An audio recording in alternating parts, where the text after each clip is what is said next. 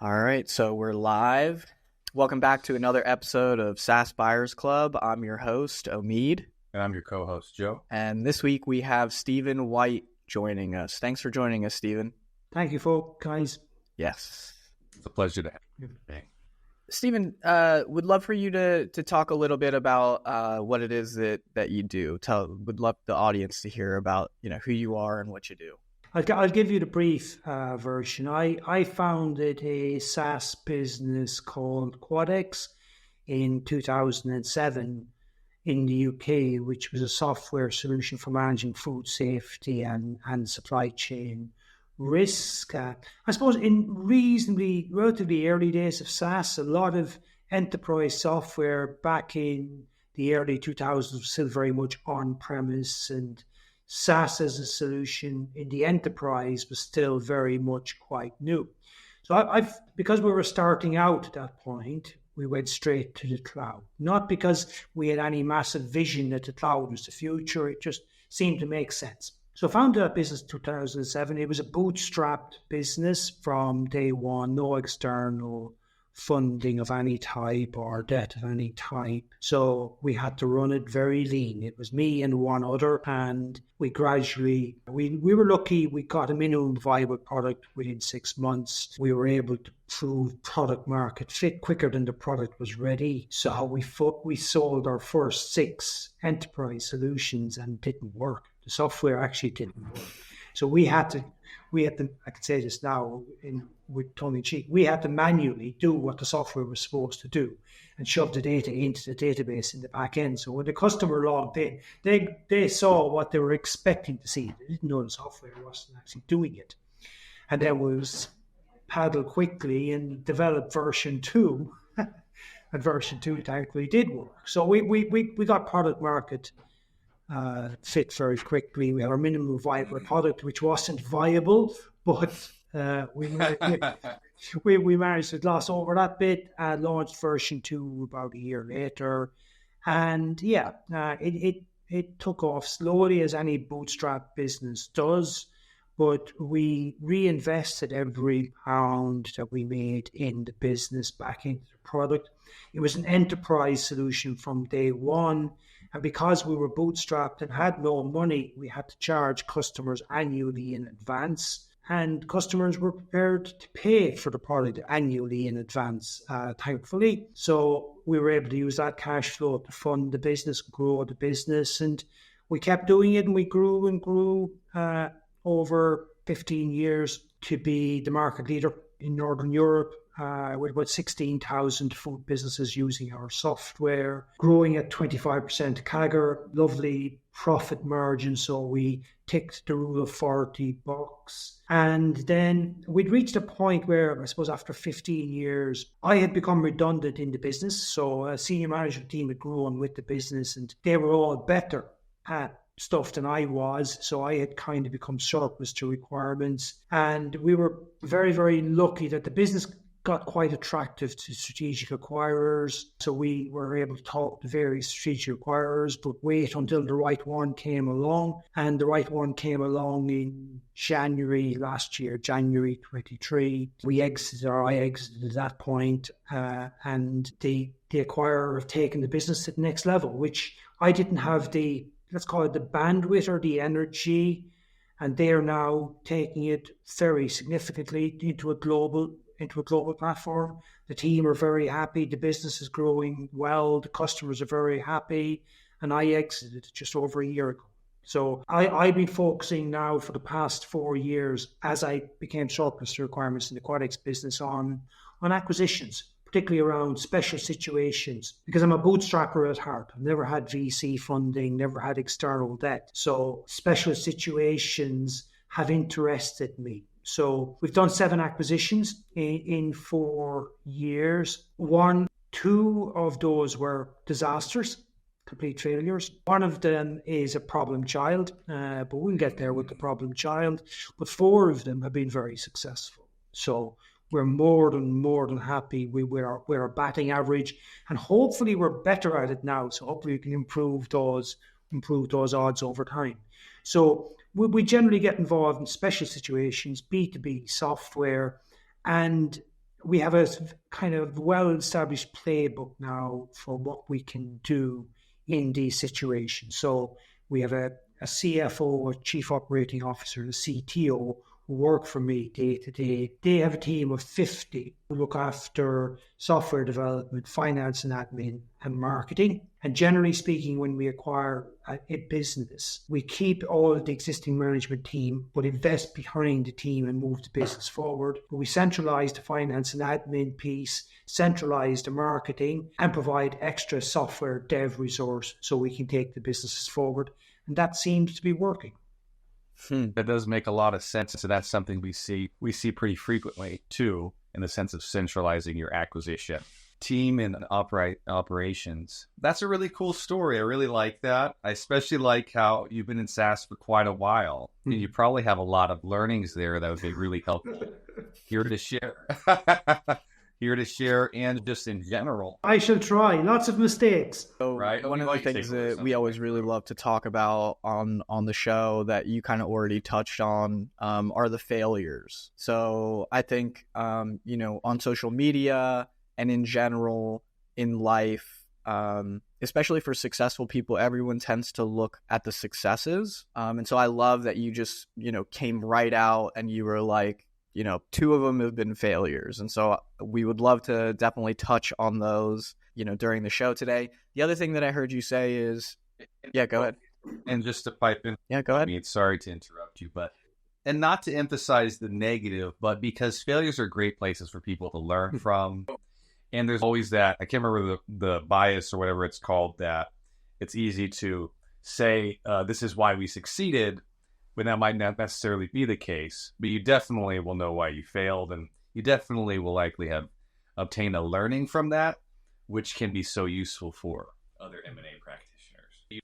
Awesome. Yeah, thanks, Joe, for that additional context there. Yeah, there's more to be said there too, and we'll definitely touch on that. But the other thing that I heard you say is that you look for acquisitions that are in special situations. So I'd love to dive into that a little more. And then the last piece that I think is really important is I heard you identify yourself as a bootstrapper. You outright called yourself, you're like, I am a bootstrapper. And so, at least in 2023 and, possibly and potentially continuing into 2024, one of the things that we heard mostly from serial acquirers was that they are really looking for SaaS businesses that are of the bootstrapper mindset, especially with, the way that VC funding was flowing in 23. Bootstrapper mindset became incredibly important. So if that's something that we can really, dive into and learn from you there, those are the things that for sure kind of stood out to me from some of the things that I heard you say. So that's kind of, in terms of direction, those are some really great directions to go in for the show. So I agree completely. Awesome. I'd actually love to start with the bootstrapper mindset, if possible, and to talk about, from the perspective of Stephen, who was able to turn a SaaS business that didn't even have an MVP into 6 enterprise customers, and then from there to really to own, the bootstrap approach. Would you mind talking to us a little bit about, the bootstrap approach from your perspective? I suppose I had no choice. No, you don't. So this is 2007. Picture this. I'm in rural England. There is no VC industry in rural England. I'm an accountant who's worked in manufacturing, whose first business has failed. So I set up my first business in 2001 and it failed. I was not able to scale it. So, and as this business is in its final death throes, and really all I'm doing is trying to find an orderly way of winding it up. Yeah. The idea for this software product came up as part of a byproduct of what my failed business was trying to do. So I said, okay, right. There could be an opportunity to develop software to automate processes that food manufacturers are doing manually. And I knew they were doing it manually. And the people that were doing the job were expensive food scientists, food technologists. So you got expensive people doing stuff manually on spreadsheets and emails. It has to be automated and software has to be able to help. So that was where the idea came about. But I knew nothing about developing software. I never developed software. I bought software systems in a corporate context. Never developed software. So how do you develop software when you're an accountant? Yeah. So I knew a software company that I bought some cheap software off in a previous corporate life. So I rang them and said, I'm looking to develop this piece of cloud software. Will you develop it for me? And they said, yeah. So they said, send me across your requirements. I don't know what a requirements document is. Okay. So I opened up Word, wrote a 2-page requirement document, sent it to them. And they came back and said, yeah, 30,000 bucks, so we can build 30,000 pounds and we can build that for you. So, okay, I don't have 30,000, but I'll find it somewhere.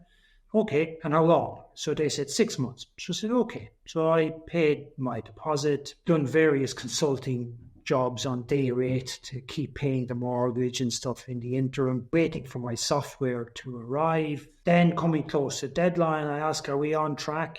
Oh no, we're slight delay. So cut long story short, 6 months late. Yeah. And no, it wasn't what I had asked for. So they'd taken a bad requirement document and just interpreted it. So I'd given this project to the worst software company I could have given it to. So it was the blind lead. It was a case of the blind leading the partially sighted. Hopefully not going to cause offense. So an inadequate requirement document given to an inadequate software development company. 6 months late, bug-ridden, didn't work, wasn't what I'd asked for. But there was enough of what I'd asked for that I could show it to a potential customer and say, this is the problem this software solves. Let's have a look, show it to them. But again, I didn't know what to price the software, charge the software at, because there was no reference point. So I said, okay, right, here's the pricing model we'll use. And it was way too cheap, but therefore the customers did actually agree to pay. So very quickly got 6 customers just cold calling technical directors of food companies saying, do you have a problem with that process? And they'd all say yes. Well, I've developed a piece of software that can automate, streamline that process in the cloud. Oh yeah, okay, how much? And I was very pleasantly surprised when they said yes. Now I realize it was way too cheap. They signed up, like I said, 6 companies signed up really quickly, started using the software, it didn't work. So the software was a supply chain solution, gathering complex data from the manufacturer's supply chain. So all we were doing was we were manually ringing the supplier ourselves and emailing the supplier and say, can you send across that information? They'd send the information to us. We type it directly into the database so that when the customer logged in, they got the data. So bootstrapping, we had at that point, I didn't know anything about VC or fundraising, and there wouldn't have been a VC ecosystem in 2006 as was then when I was starting in the middle of the United Kingdom. And I suppose, as my wife will confirm, I'm quite mean anyway. So I don't like spending money. So I'm from an Irish farming background. So I'm from quite a frugal background. So personal circumstance, frugality, not having money, I was forced to become a bootstrapper. But then it worked. And then as the business grew and opportunities to bring in funding started to materialize, it didn't make sense. Because the one thing that was very clear was the short time horizon that investors were looking at. So I remember speaking to investors saying, we need to see faster growth. And I say, hold on, we're growing at 25-30% year on year. That's not bad. Oh, no, and you need to see a hockey stick growth. So I'm not sure that this marketplace will buy this solution at that pace. So I wasn't even sure that if we had the VC money, we would have been able to achieve the hockey stick growth they were looking for, because I knew our market well enough to know that they're a conservative bunch. And so I didn't think VC was right for us when I suppose we could have raised VC. And we were getting on fine. We were growing 25-30% year on year. So as it turned out, over the 15 years, I did the sums just as part of the exit, we had a CAGR of 25% over 15 years. And VCs would laugh at that. They wouldn't even entertain a conversation with a founder who was projecting 25% year on year growth. But compounding is very interesting. So compounding over a long period of time gets interesting. And because we bootstrapped, the operational economics started to kick in, and we started to get very cash generative. So we were very, very profitable. We had EBITDA margins in excess of 40%. We had CAGR growth rates 25%. That was very attractive to a strategic acquirer at the end. So it worked for us. It worked for us, but we had no choice. And so what are some of like the key values? Like if you were to teach a workshop on bootstrapping, for example, like how would you teach someone how to be a bootstrapper? It has to be in your DNA, I think. I'm not sure you can teach someone who doesn't have it in their DNA to be a bootstrapper. I meet so many founders now. I think you have to be poor to be a bootstrapper. So my son, he's come up in a reasonably comfortable environment. I hope he goes into business, but I'd say he might struggle to be a bootstrapper. I know some founders of businesses who have become quite friendly with over the years who are also bootstrappers, but they had no choice. And I don't think I'd bootstrap again. Well, I wouldn't. I personally wouldn't bootstrap again. I'm too old now. Okay, we'll talk about that because, we'll talk about that. Yeah. It's a long, long journey. Whereas if you can, obviously 23 has been a very difficult year for founders raising VC money. But if you can raise VC money and you can raise 5-10 million for an idea or an idea with an MVP and minimal traction, it's very, very compelling. But so to answer your question, what would you teach? Simple premise is every pound or dollar that you are looking to spend has to generate at least 5x. Yeah. Everything you spend, you're spending it with clarity is going to generate 5x. Marketing person, sales person, new functionality. And you spend nothing on frills. And so you don't have any nice office. You don't have C-suite executives. You can't afford to hire branded, named personnel from Google or Facebook, etc. So everything is scrappy. So your devs, all of your people, you have to develop in-house because you can't afford to buy the finished product person, CRO from a big company, etc. You can't afford them, so you build your own in-house. So it's make every pound or every dollar has to generate 5 quickly. Otherwise, you're going to run out of cash. And I think those are some very valuable insights as to that. Yeah. Can you give us some examples of with that the food system business? I think it was called Quatrix. Is that right? Quatrix. Yeah. Quatrix. So I hear this principle of every dollar that's spent has to generate $5. So, and I hear that kind of as the core component of this bootstrap mentality, essentially. So can you give us some examples of how, some like specific examples of how you executed actions that for every dollar generated 5 in that business, for example? First of all, you can afford nothing that is optional. Everything that you spend money on has to be a must-have. So you always have less staff than you need. And in our business, we never had a marketing department. We never had sales people as such. It was very much sell by referral, etc., because we couldn't afford these people. When it came to offices, our offices were awful. They were scruffy. They were basic. They were primitive.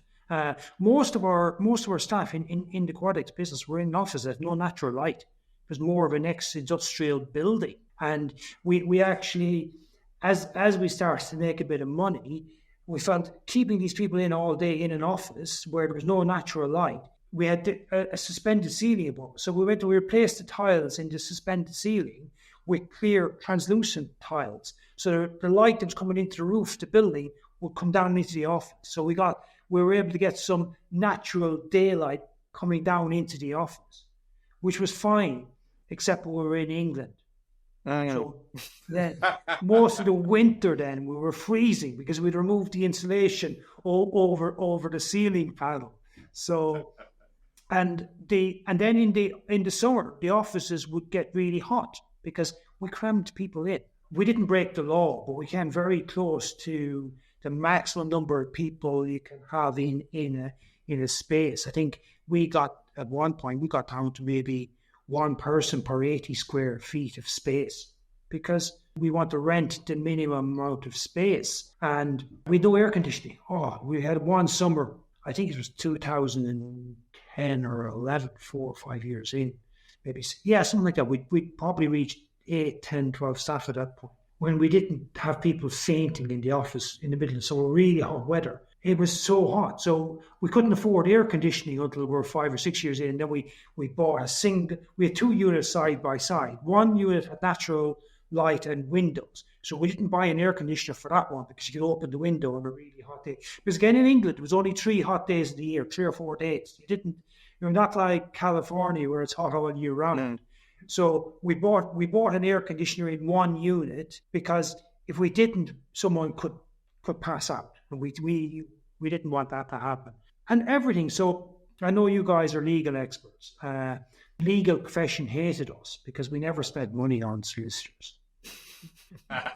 500 pounds an hour? No, we can't afford that. We just steal a template off online somewhere and customize it. So yeah, it's a way of life. So I hear you though. I think those are really good lessons. And it's specific, the specific examples of, keeping, basically not paying for any frills or optional stuff. I think that's a lost sentiment in the VC fed world of today that I suppose, as Omeed was mentioning earlier, more recently is becoming ultra clear in the SaaS space, as VC funding has not necessarily been at its highest. But yeah, I think for running a business, it's, I guess, again, as a first-time business owner who does need to bootstrap it, those are some really great lessons. I think going back to, having to have that core mentality comment makes sense, because when you grow up that way, you learn how to get by and do things that don't rely on, I can just pay somebody to do that, which tends to make you very creative and enable you to sort of reach the goal, as opposed to finding yourself bankrupt or overweight in debt on your way to the goal, which is so often the case even with successful VC-backed startups. If you don't meet that hockey stick projection, if you don't start satisfying all your investors' needs, they might not be there on the next round while you've been burning at too high of a rate. And maybe you're not even profitable yet because you don't have that 1 for 5 or that general bootstrap mentality. So you're kind of just burning yourself into the night, and not in a good way. And so, yeah, there's definitely a lot to unpack there and a lot of good stuff. I do want to get on and talk about some of your acquisition experience and stuff. So why don't we switch gears here? But before we do, Omeed, is there anything else you want to raise about bootstrapping or other stuff before we talk? No, let's dive into the M&A. Let's start off with talking about your experience selling your business to a strategic. First of all, why don't we start off with something simple like, okay, you talked to a couple strategics before you found a fit. What did that process look like to you? And what were important qualities or attributes in the buyer to you? So as we continued to grow, we realized, we've got a good asset here. And also there had been a lot of VC money had tried to compete with us. So we had multiple competitors who had raised, and we'd seen competitors come in, raise sizable 7-figure sums, come in, try and steal our business from us and fail and disappear and do subsequent raises. So we knew we had a good product. And then in this, let's call it in the global risk and compliance space, in the food safety space, we knew who the different players were around Europe and North America. And one by one, we had seen those players, the good players, the privately owned players, be acquired. We knew, I knew with certainty that my business was probably the last privately owned, quality, profitable business in the space. And businesses that weren't as good a business had already achieved interesting exits. So I knew there was likely that someone would come along. So, and because it wasn't in any rush, the business was growing nicely, 25% year on year.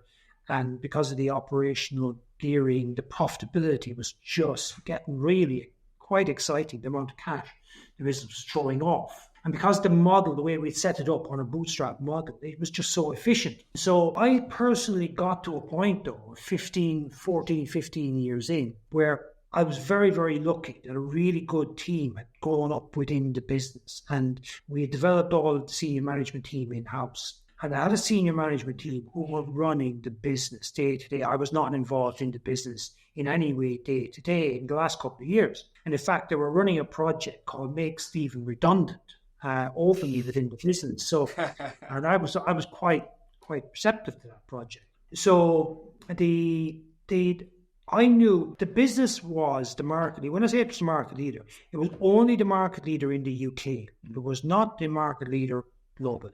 And there isn't a market leader globally in the space. There are strong regional players. And my business was the market leader in the UK. But there were strong competitors in Europe, strong competitors in North America, in Australia, etc. So for me in the UK to go to the US and take on a very strong competitor in the US was seriously expensive, seriously risky, and the execution risk was massive. So I was very keen that a strategic acquirer who could take the business to the next level, take the team to the next level, take the customers on a journey of continual improvement. And that was the key thing for me. I didn't sell the business for the highest offer. Yeah.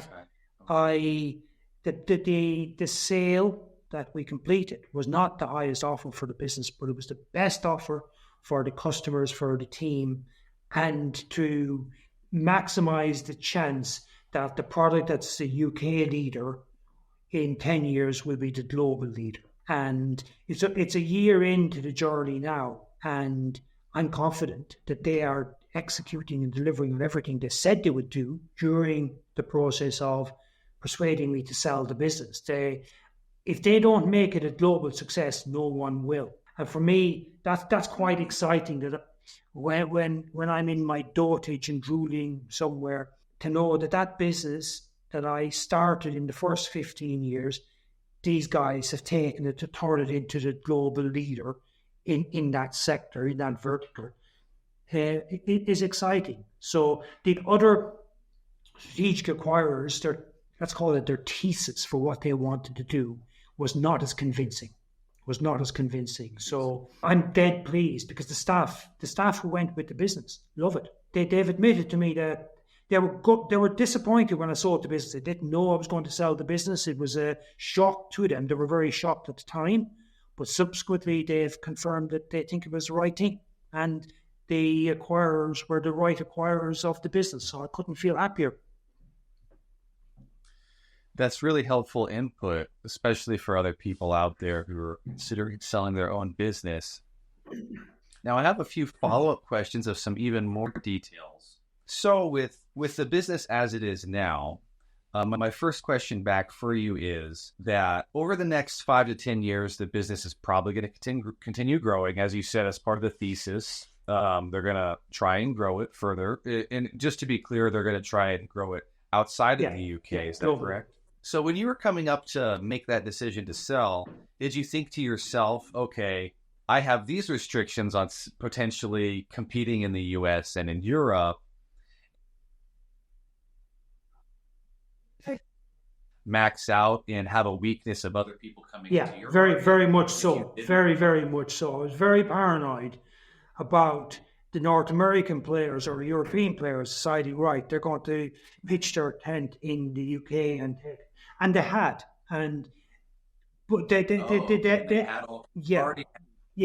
but they'd made fundamental mistakes and miscalculations in how they were approaching the market. So in the short and medium term, I was comfortable that they would not succeed in the marketplace.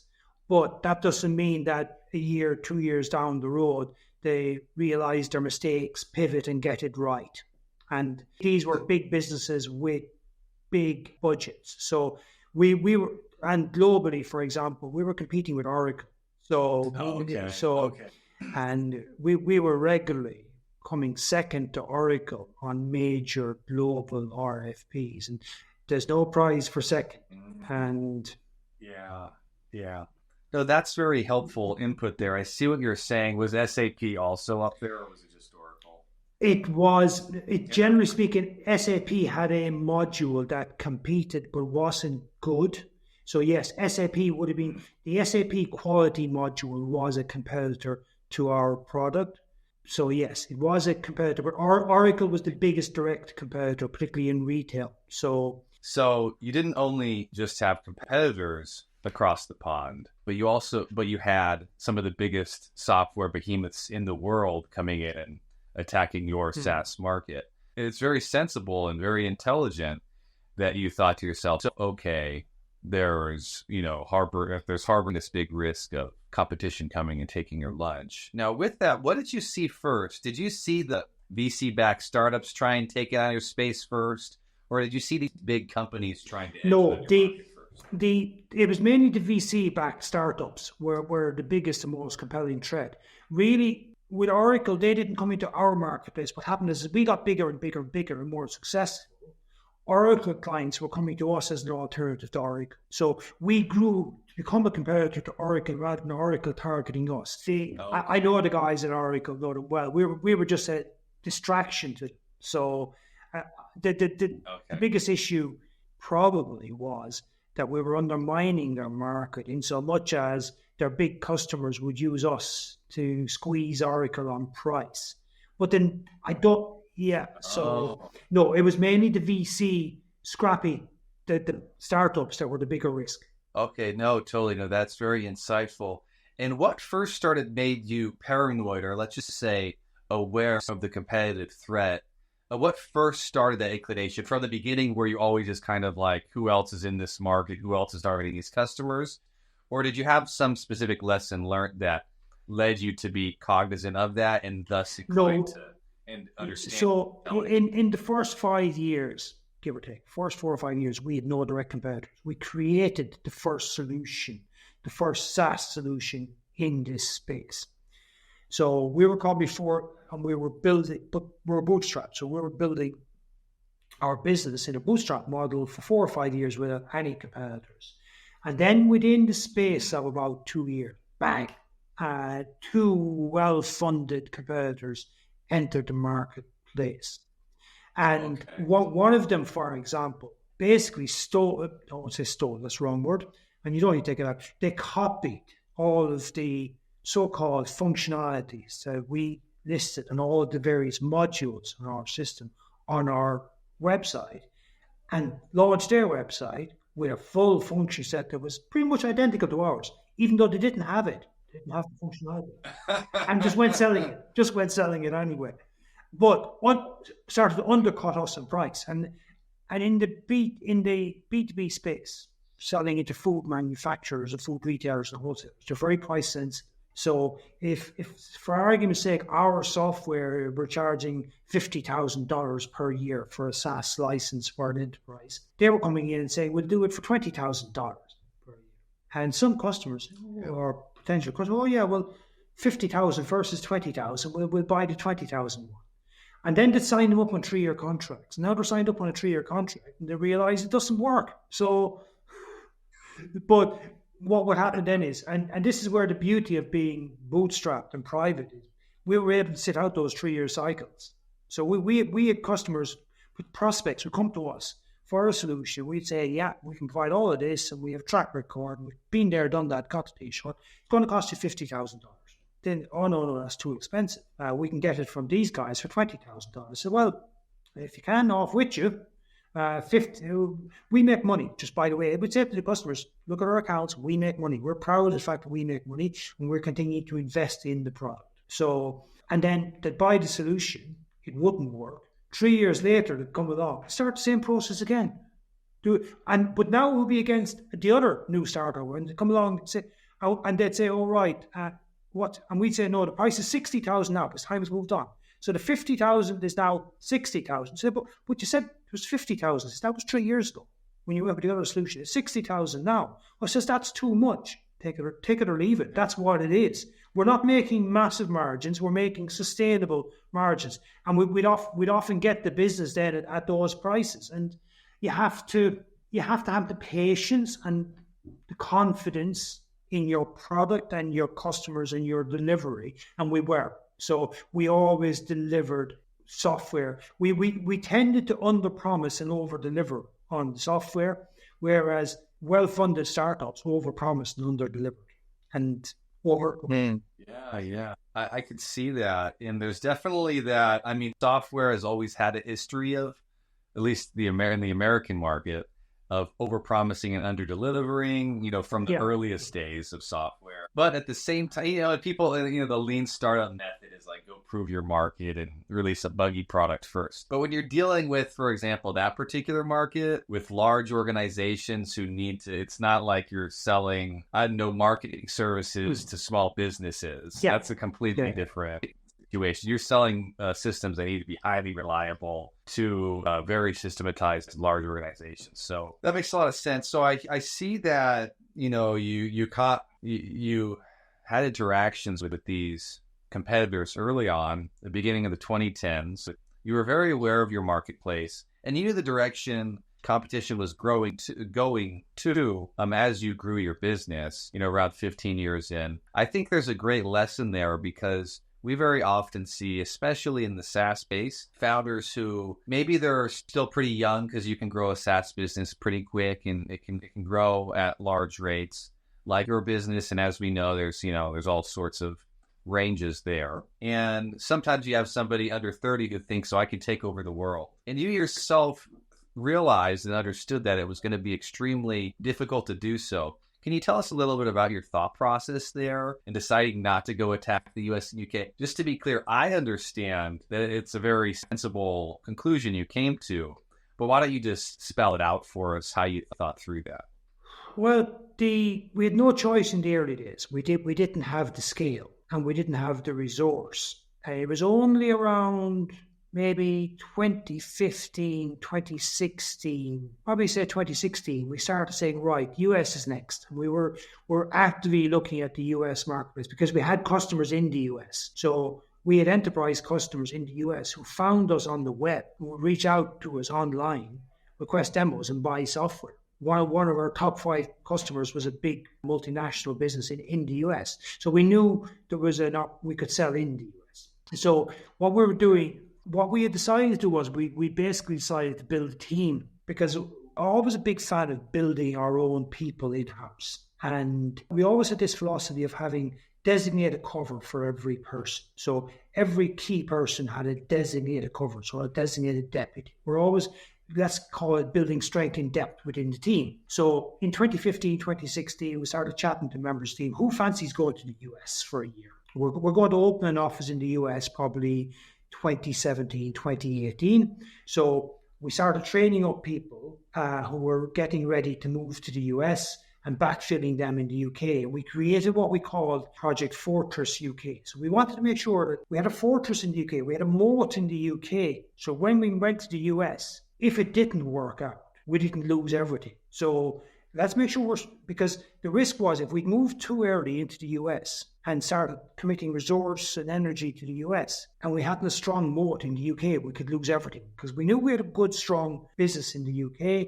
Let's be careful. Yeah, let's be careful. So we were building a team, and we had 4 or 5 individuals who were gearing up to relocate to the US and be our team there. We were working with a small team of really good food safety consultants out of Chicago. So I was backwards and forwards to Chicago probably 4 or 5 times a year. We're getting to know the marketplace, meeting food and beverage companies out there, just making sure we understood what we were stepping into. And then you probably haven't heard of Brexit.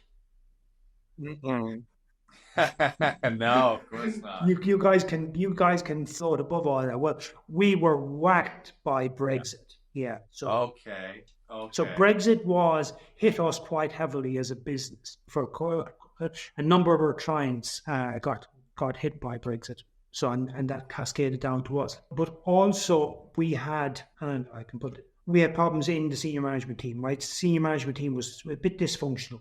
Individually, they were really good people. As a team, they didn't gel. They weren't working together as a team. Mm. So Brexit whacked us. I had a dysfunctional management team. So I said, well, not the time to be moving into the US. We backed away from the US project, restructured the management team, euphemistically restructured the senior management team, promoted deputies, and started flying again from 2018 onwards. So, yeah, 2017, early 2018, it was a major reset for us, the business, on the back of Brexit, on the back of a dysfunctional senior management team. Wow. I see. Cool. Yeah, Omeed, thanks, go right Joe. ahead. Yeah, I mean, I think it's really interesting, the two kind of primary principles that I think are really popular and valued in the tech space. So one I hear is bootstrapper mindset. And then, the second is like building an incredibly strong moat, like an impenetrable moat, are like the kind of two things that you really had as your special strengths with the success of Yeah, I don't know. I mean, I don't think you can build an impenetrable moat in SaaS, because SaaS products, by their nature, are easy to copy and cheaper to copy than ever. But what you can do is be very good at executing, and you realize that actually most competitors are not good at executing, and that catches up with them in time. That is interesting. That's interesting. Something I often say is, Omeed was just having, I think you were asking because of the accent. Is that right, Omeed? You were going to ask. Yeah, because it's Codex, right? Codex? Yeah. Codex. Qadex. That doesn't matter. We don't care. Qadex. Sorry. No, it's just the accent. Those are sounds we don't have. Qadex. Qadex. And maybe guys, it was a good thing we didn't go into the States. Yeah, people like, I can't even say their name. There are a lot of businesses that, and localization is definitely a huge problem. But anyway, so back to what we were just talking about. I think that's really interesting. There's a lot of really good decisions made there. Thought to expand, realized that it was, due to the issues that hit you, you were in a weakened state, and it was a bit of overreaching at such time because overreaching on your focus. That's very smart. And then ultimately, you kind of got, I have so many questions, just to be clear, but this is the prevalent one that comes up. Ultimately, you kind of geared into, okay, we thought to expand. All these things are happening. The competition is then continuing, of course. Now you're not in the US for a few years and those other places to build out that market. And then you kind of, you come to this conclusion to sell. Are there any other important, for another first-time seller of their business who might not know why they should sell or when they should sell, are there any other important lessons that we can drive out of your experience here that you would share that you haven't mentioned yet as to your decision factors to sell and when to sell? Every person's circumstance is different. So, and you have, let's call it, you have the solo founder, which is not very popular these days in the VC world, versus the co-founders. Being a solo founder is quite a lonely journey. Being co-founders has benefits. You can bounce people, stuff around with, but disadvantages if the co-founders don't think they're not aligned, for example. It depends, because I can only speak from my own personal circumstance. And I was very lucky. I had a great team of people who were so passionate about our business and our mission and what we were doing. We had very loyal customers who, many of them had been with us for over 12 years. And in fact, some of the first 6 customers were still with us at sale 15 years later. But fundamentally for me, I would have been happy not having sold that business and still owning that business. Fundamentally for me, it was that the acquirer had a really good thesis for what they wanted to do with the business. And they actually had a competing product that hopefully they don't hear this, but in my opinion was an inferior product. Yes. And it was a product that we were regularly winning customers from. So I loved when one of their customers would come to us, because I knew we were pretty much in a shoe-in to win that business. But they had bought that business 6 years earlier, and they'd grown it 6x in 6 years. Okay. And they were going to combine what was an inferior product that I couldn't seriously trouble. They were going to combine an inferior product, in my opinion, with our superior product that had about 10 times the functionality into one product, one offer into the marketplace for food and beverage globally. And with what they had done with the original product they had bought, if barring unforeseen circumstances, they will turn a business that I built as an idea over 15 years into a global leader. So that was really, for me, I would have been wrong. If I think about the customers and the people in the business, not selling the business would have been the wrong thing to do, because they had a vision that they put in front of me.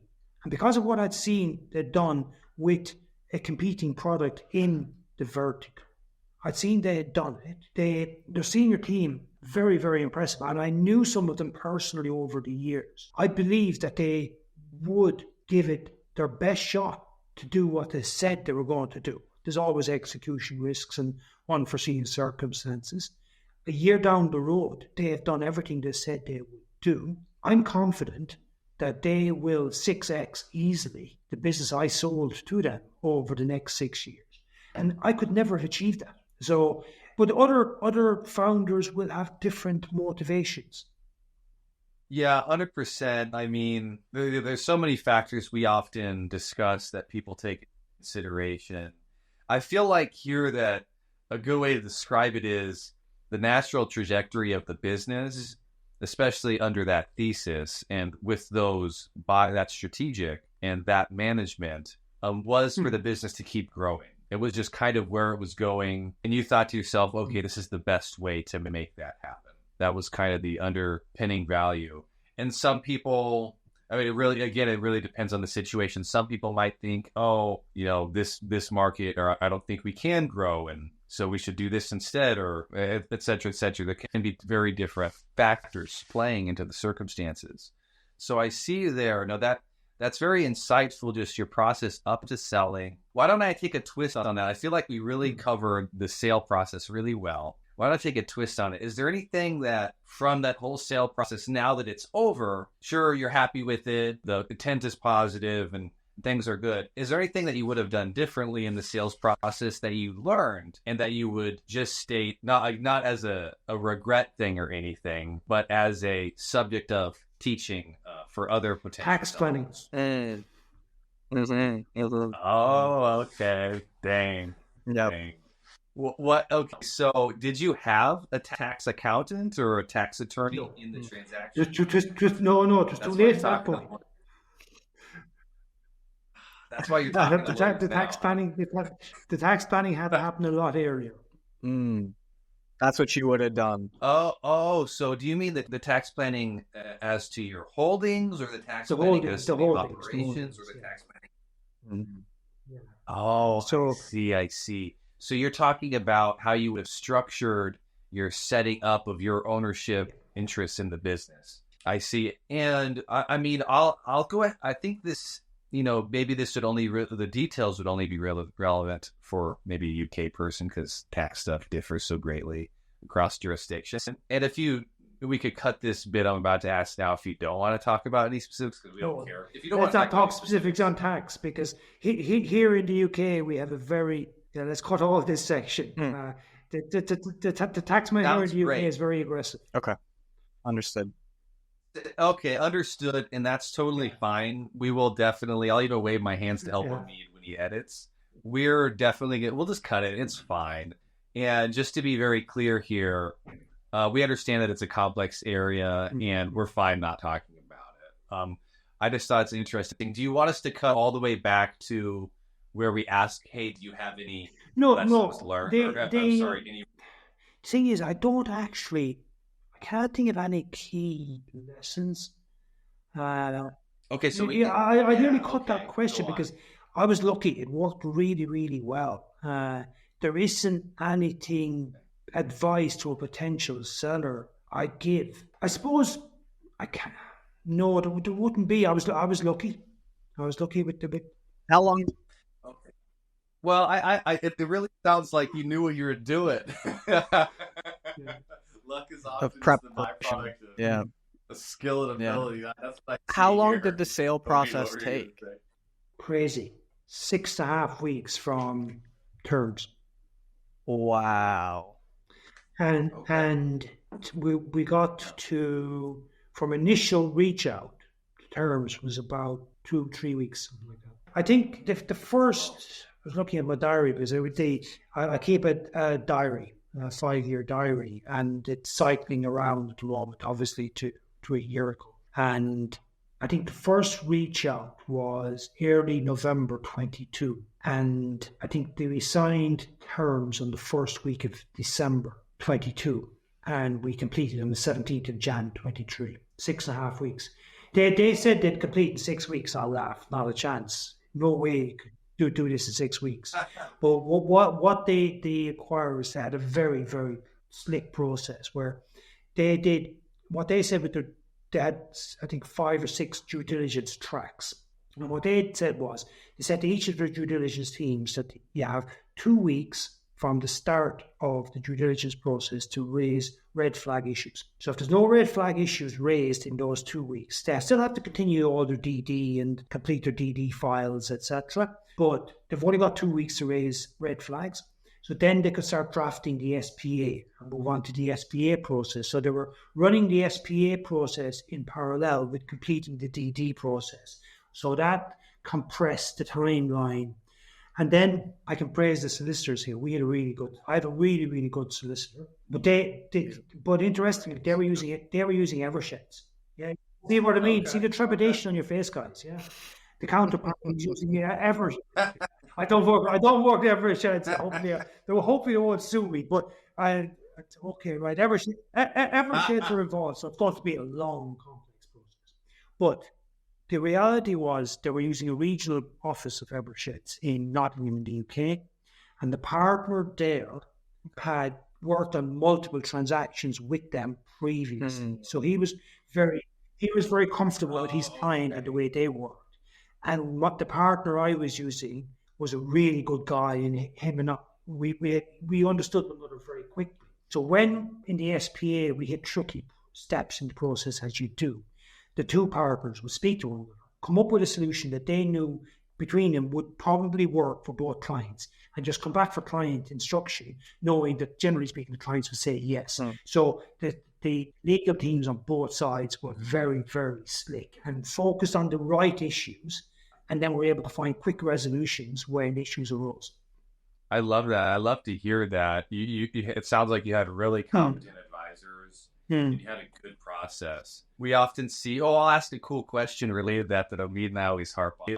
We often see people when they go to pick their lawyer, because obviously we are M&A lawyers, and when they go to pick it, so I'd say about 20% of people are really price sensitive. And maybe we even over cater to those people because we already have really reasonable billings for our market. If anything, we underbill significantly. And so when it came to your selection of counsel, how did that process go? Did you have a referral to a really good guy? Did you call a few guys?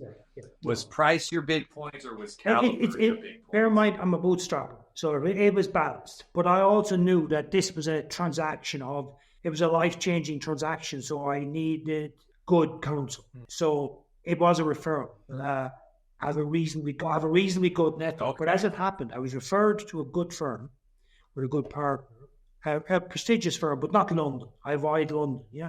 So there are very good firms outside of London in the UK who can provide advice, and their hourly rate might be half of the London rating. So as it turned out, when we came to our transaction, our counsel, they were too busy, but we were relatively small. So I kept my counsel in the loop, saying this is where we are. This is when you were likely to need stuff doing. Came to a point, reached out to the partner and said, really sorry, but we're too busy. We're not going to be able to do it. Says, you're joking. So I was not happy, to say the least. Thankfully, I had a second choice who I reached out to straight away. And he said, says, we've got stuff on, but I can juggle stuff around and stuff. And he even dropped, this was a partner in the reasonable size firm. He says, I'll take some, I know I'm off over between Christmas and New Year, but if we get an SPA before Christmas, I'll spend time between Christmas and New Year reviewing the SPA, and we can spend time so we get back to the counterparty first week of Jan or on the Tuesday after New Year Day. And So it was a personal recommendation, and then it was. But once you're in the UK, once you're outside of London, counsellors are not. Good counsel is not prohibitively expensive. Okay, for normal day-to-day stuff, people think, what, you spent that amount of money? But no. Relative to the size of the transaction, it was money well spent. And relative to how smoothly the good counsel ensured the transaction ran, it was just a no-brainer. So, yeah, the one bit of advice I would give to any potential sellers is get good counsel. And you're going to spend a lot of money on good counsel, but it's money well spent. 100%. Omeed, I've been hogging the mic there. The current acquisitions that you're doing now. Yeah, so that actually was going to be the direction that I take the conversation in. I think we have covered very well, from end to end, the sale process of your company. Yeah. And I hear that in the last 4 years, since you kind of started on the journey of acquiring businesses yourself, it sounds like you've had 7 deals. Would love to kind of dig into those. What does your buy box look like? I heard that you buy businesses that are in special situations, for example. Talk to us a little bit about that. Would love to hear more. Well, our buy box has evolved substantially in the past 12 months. 4 years ago, as a bootstrapper, we didn't have huge free cash flow. So we were very limited on what we could spend on an acquisition. And particularly in special situations, when we say special situations, we're focusing on B2B software, and they're struggling for some reason. And it's a cash flow issue. So, and if it's a cash flow issue, it's because their cost base is out of sync with their revenue. It's as simple as that. So we look to take majority stakes. We don't have to buy 100%. We look to take majority stakes where we can see what levers we can pull very quickly to address the cash burn, but preserve what's special about the business, which is often its product, its customer relationships, the goodwill in the business that's built up, and the people who are the subject matter experts. And then we say, well, okay, so our playbook is very clear when it comes to finance and admin functions. They're gone. We removed them. We have a central finance and admin function, which is highly efficient and effective. We use a centralized accounting systems, HR systems, payroll systems, etc. So in the acquired businesses, that cost line and all of the stuff around that disappears straight away. Similarly, generally speaking, these businesses are not good at marketing. Yeah. So we have a good group marketing function. So our marketing and lead gen team then come in to focus on the growth piece. Get to know the business, get to know its ideal customer profile, the problems it's solving, and then drive the marketing and lead gen for the business. So that's the growth trajectory. Often in the B2B software space, these struggling businesses have massive technical debt problems. So some of these businesses will be around. We've bought businesses that have been around between 8 years and 30 years. We bought a software business that was 30-year-old. We bought a software business 8 years old. Yeah, and the 8-year-old business was the youngest business we bought. So every one of the businesses we bought have had technical debt issues, i.e. obsolete software, obsolete tech, security vulnerabilities in the software, etc., that the previous owners and founders were not able to address because they were struggling financially. So we will generally invest very substantially in addressing the technical debt. So, for example, we have 2 businesses that we've acquired in the health tech space, cloud solutions, focusing in the UK, working with about 1,200 locations in hospitals and doctors, stuff like that. Big player, but they've got technical debt. So we have 20 engineers working on completely rebuilding the tech stack for those 2 businesses, or the one tech stack that will be deployed in February 25. So in February 25, those businesses will move on to a completely new tech stack, which will be much more efficient and much more scalable than their current tech stack, and be completely up to date and comply with all the latest security standards, etc. And that's what we do. We get it. We know my CTO has been with me for 15 years. My CFO, 10 years. Chief Operating Officer, 10 plus years. And we have a good playbook now that we know, right, what levers we need to pull to fix that business and then take it forward. But it always comes back to people. We only invest where we know there's a good team of people, because you can't deliver success with mediocre people. We've been very lucky in the acquisition. Some of the acquisitions we've done, we've inherited great people. And so for these 7 deals that you've done, I hear that, the buy box has transformed in it. And it sounds like specifically the special situation that you look for in a lot of these businesses is cash flow struggle and technical debt specifically, so that you can come in and kind of, as you mentioned, institute your playbook. So of the 7 deals, we heard that, 2 of them, there were some big lessons learned. Would you walk us through, those 2 deals and kind of what that process of learning those lessons looked like and what the lessons were? Yeah, the first deal we ever did and failed was because we bought it for its product. So because of the mess that it got itself into, they had fallen over. And we bought it because we liked the software. And we thought we could take the software, bring it into, as it happened, the Qadex business at the time, that it would plug a gap in the Qadex product offer. But technically, it was just too messy to do it. So we just gave up and said, no, just shut that book and move on. That was the first failed transaction. The other failed transaction was we went outside of B2B software. I got excited by something that kind of excited me personally. Yeah. Okay. That's how it goes. You get excited out of your scope. And it was a media and events business.